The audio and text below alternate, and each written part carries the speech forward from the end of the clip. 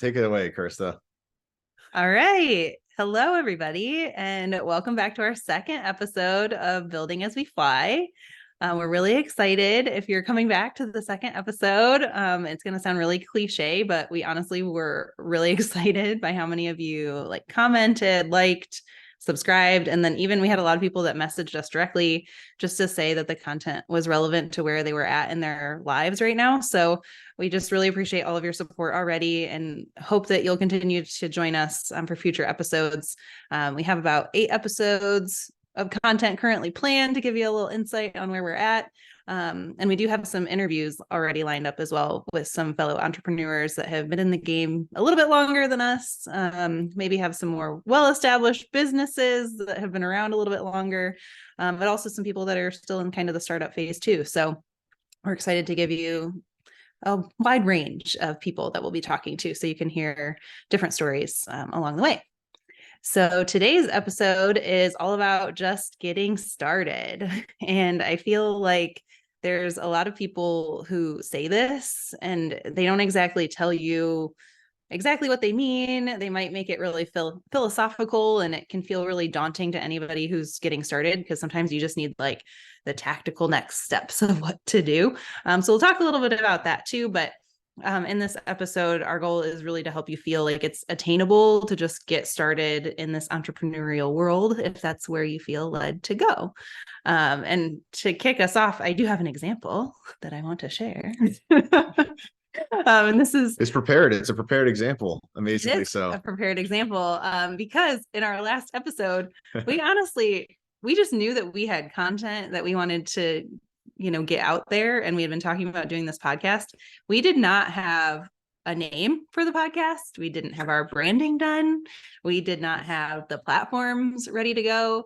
And you can probably even tell at the beginning of the episode, I was like, are we ready? Luke just went for it.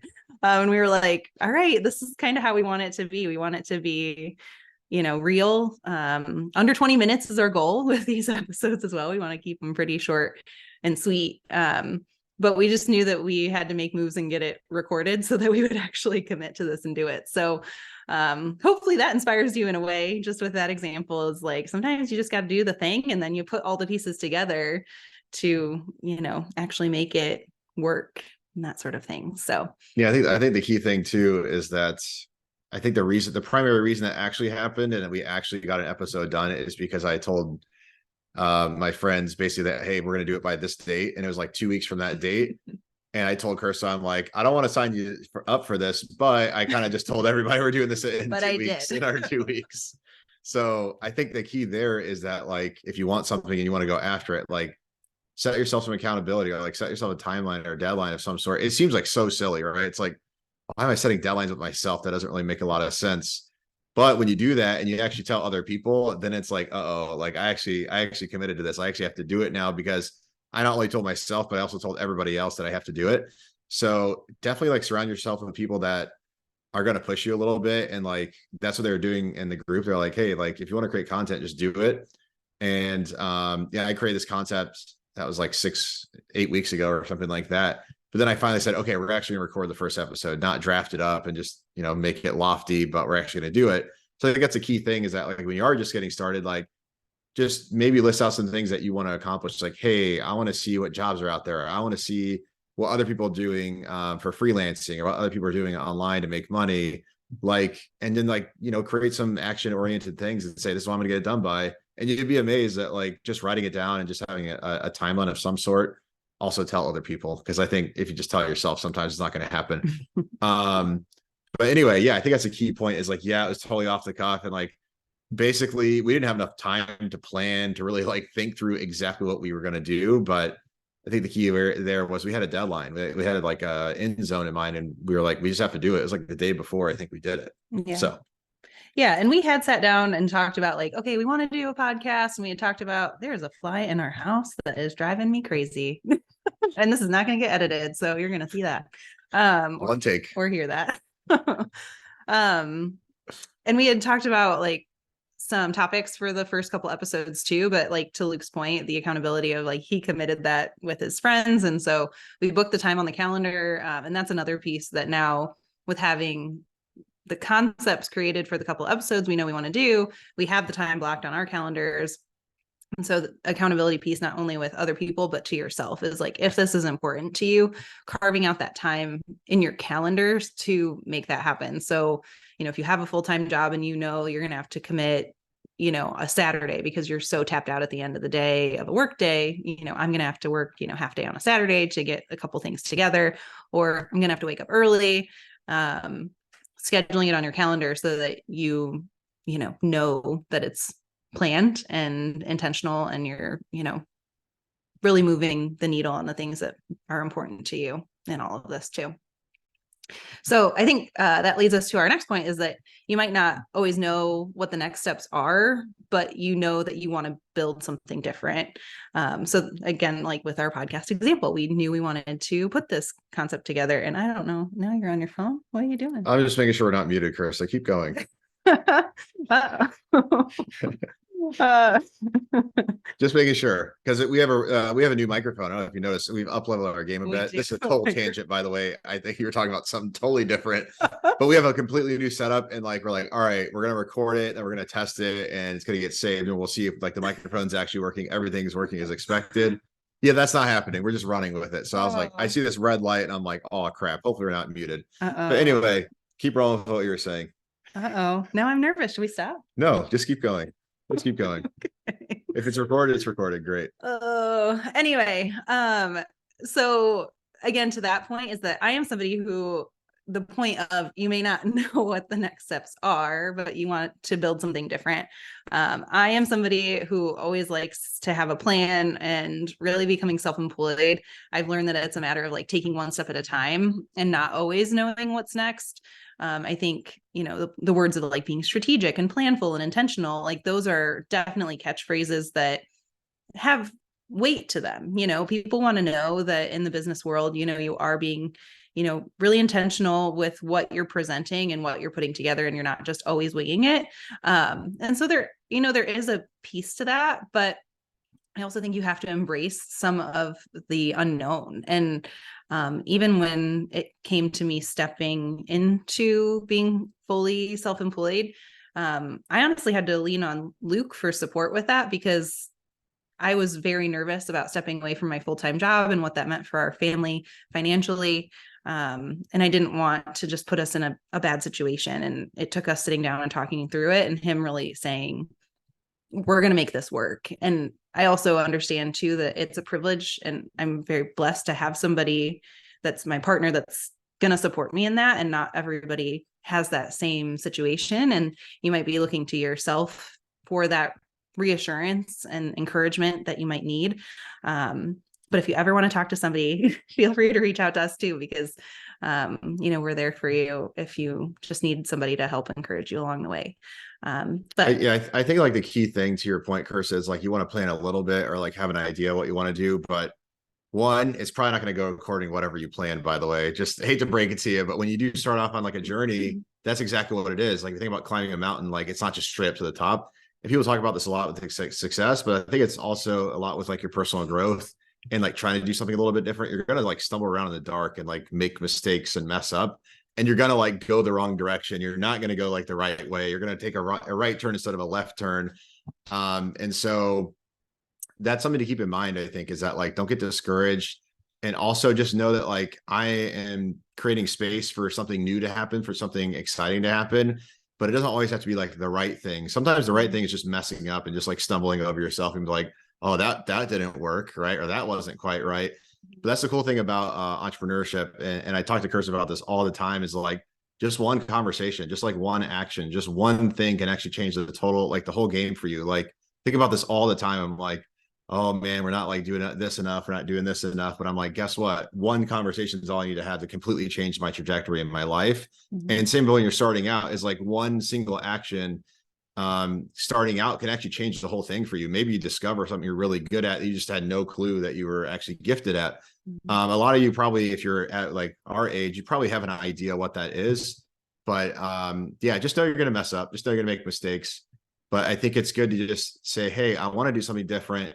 And it's okay not to be sure, to your point. It's okay to be I don't know what's going to happen. And it's kind of scary. Yeah, it is kind of scary, the uncertainty sometimes, but just remember like why you're doing it, right? It's like, I'm starting because of what's the reason, right? What's the reason behind this? I think what Kirsta was getting at is like, it's about, changing things up. It's about like family flexibility. I think that why is something that continues to drive me as well. Is like, why am I doing this? Like, why am I running my own company? Why am I, creating my own side hustle? I think at first it was like finances, like, oh yeah, I want to have like better finances. I want to get us out of debt. Like, and I dug us out a bunch of debt and I got to get us out of it.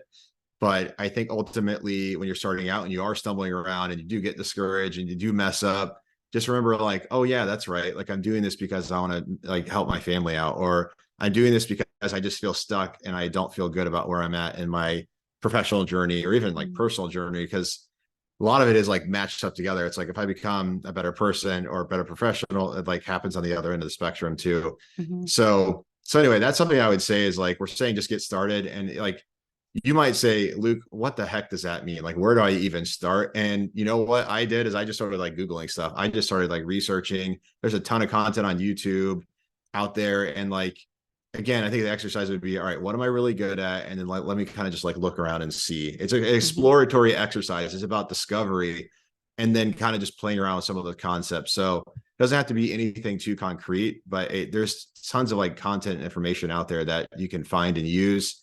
You can even ask ChatGPT if you want to, they'll may help throw you a bone or two. We use chat but a lot. yeah, it's a great tool. I mean, it's a great tool. It doesn't tell you everything, but it could give you some ideas. Like, it could give you some business names or just Good things to do baseline. online. Like, it's pretty good. It's like an advanced Google basically. Yeah. So anyway, I think that's a key point, like to understand, why am I doing this? Why am I getting started?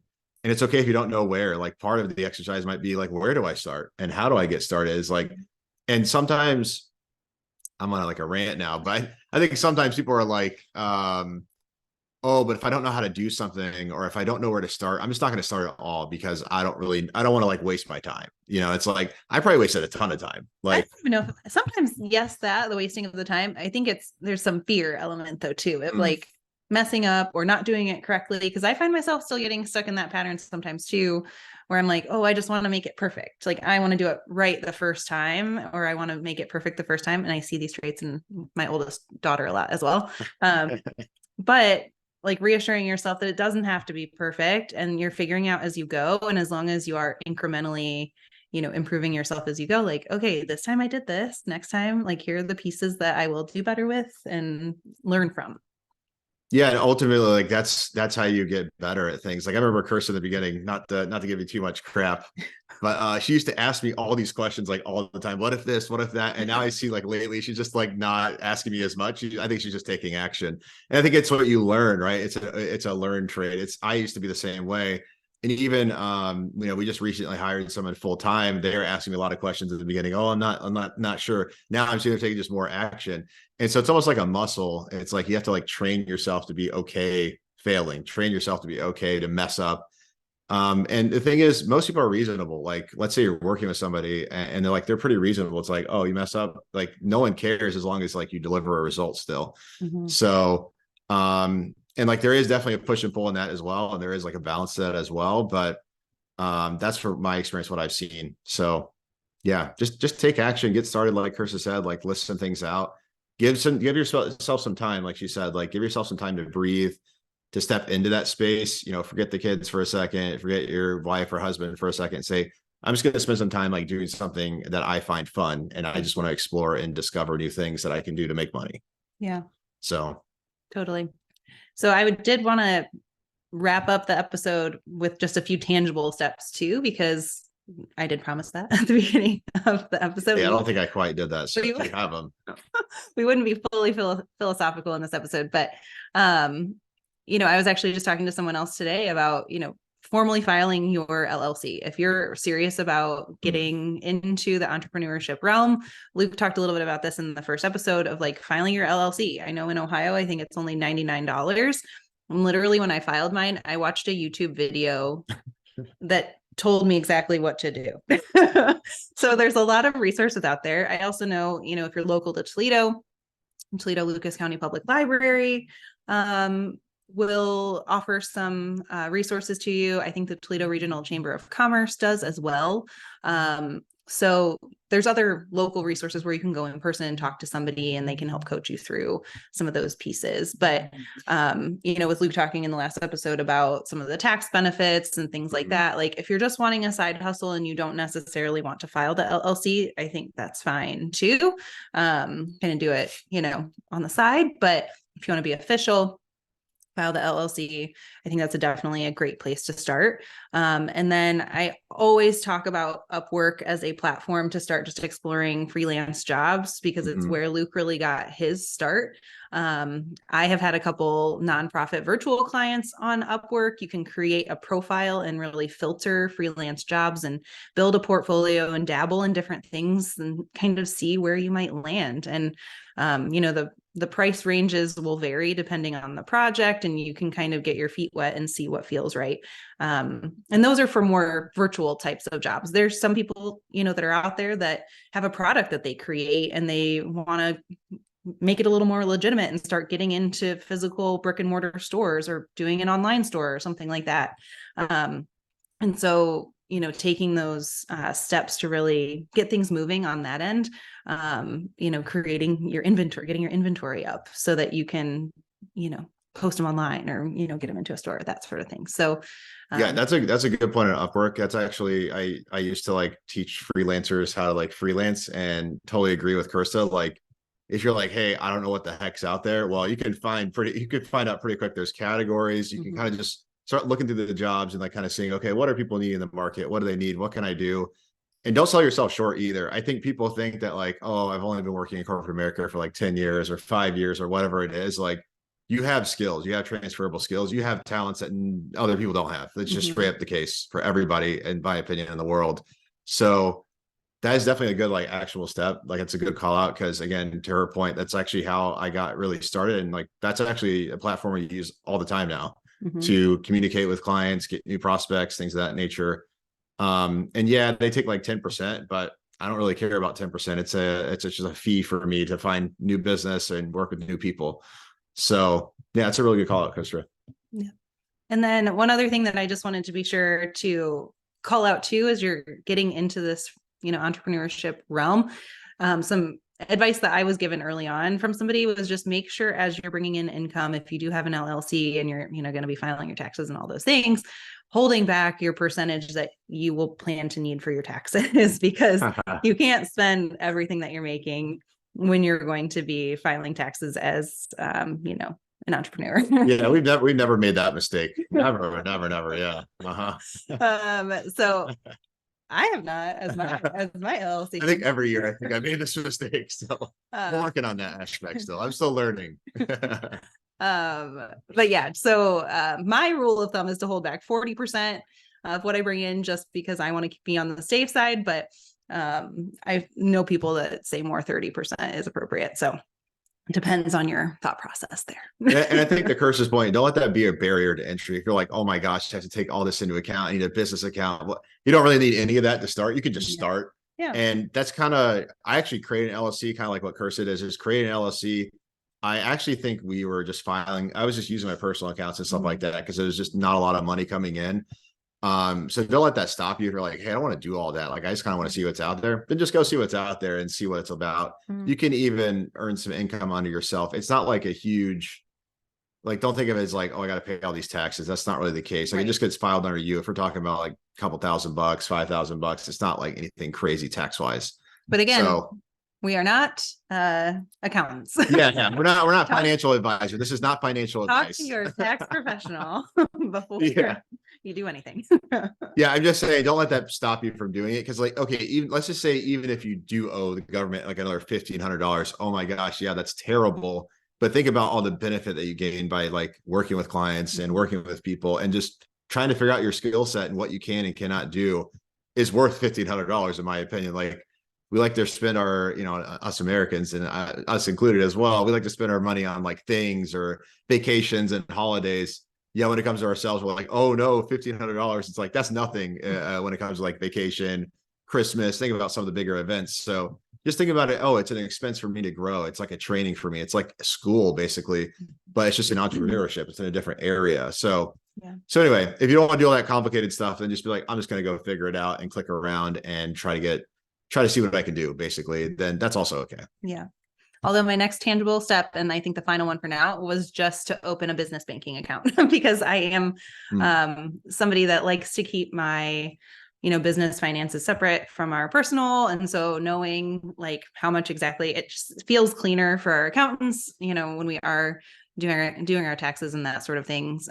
Because when Luke first started, he didn't have a business banking account. Like he said, it was all going into our personal, and it just was messy. And so for me, when I filed my LLC, I opened my business banking account, I got a business credit card. And those were all, honestly, I ended my full-time gig, and then I knew the next 2 weeks, I was like, all I want to do is focus on like my internal stuff of like filing the LLC and getting the bank accounts in order and that sort of thing. So I kind of put that timeline in place for myself, giving myself a little bit of breathing space after I left, my full-time job, not to worry too much about diving into finding work. Thankfully, we had a little bit of a buffer that we had built up that we could do that. But those are just my thoughts around some tangible steps that you can take, file your LLC, maybe get on Upwork or some other sort of platform, open your business banking account, and just get started. All right, y'all. Well, it's been a pleasure as always. This is episode 2 in the books. Let's go. As always, like, comment, subscribe. Let us know what you think. Say, hey, this episode sucked. It wasn't helpful. Also, let us know, because then we can do better in the future. So we love you all. Thanks for joining today. Building as we fly. Signing out.